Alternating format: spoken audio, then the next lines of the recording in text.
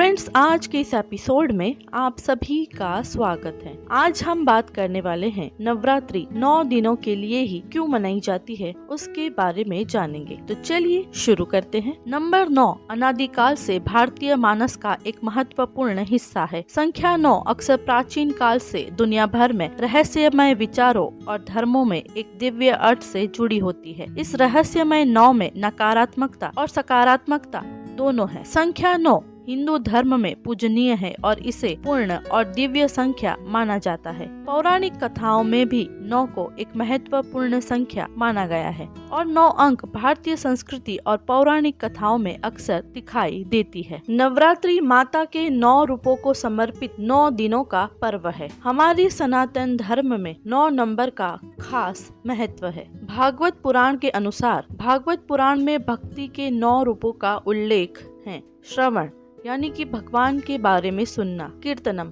यानी कि भगवान की स्तुति करना, मननम मतलब कि भगवान को याद करना, पद सेवा भगवान के चरणों की सेवा करना, अर्चनम यानी कि भगवान की पूजा करना, मंत्रम यानी कि प्रार्थना करना, सेवा यानी कि भगवान के कारण की सेवा करना, मैत्री यानी कि भगवान के साथ मित्रता करना और शरणम यानी कि भगवान के प्रति समर्पण। हमारे ग्रह मंडल में भी ठीक 9 ग्रह है। हिंदू खगोल विज्ञान में ग्रहों को नवग्रहों के रूप में माना जाता है। इनमें सूर्य, चंद्र, मंगल, बुध, शनि, राहु, केतु, शुक्र और बृहस्पति शामिल है। मानव शरीर को 9 द्वारों का शहर माना जाता है, जो 9 द्वारों 2 आँखें, 2 कान, 2 नासिका, नाभि और 2 उत्सर्जन द्वार से मेल खाते हैं। क्योंकि इसमें आत्मा या स्वयं का वास होता है, इसलिए इसे 9 द्वारों वाला मंदिर भी कहा जाता है। भगवान कुबेर के खजाने को भी 9 रूपों से वर्णित किया गया है, जो है महापद्म, पद्म, शंख, कच्छपा, मुकुंद, कुंड, नीला और खारवा। एक मंदिर निर्माण के शिलान्यास समारोह में 9 रत्नों और 9 प्रकार के अनाज को पृथ्वी में रखने की परंपरा है, जहां आधारशिला रखी जाती है और जहां मूर्तियां स्थापित की जाती है। हिंदू धर्म दर्शन 9 सार्वभौमिक तत्वों पृथ्वी, आकाश,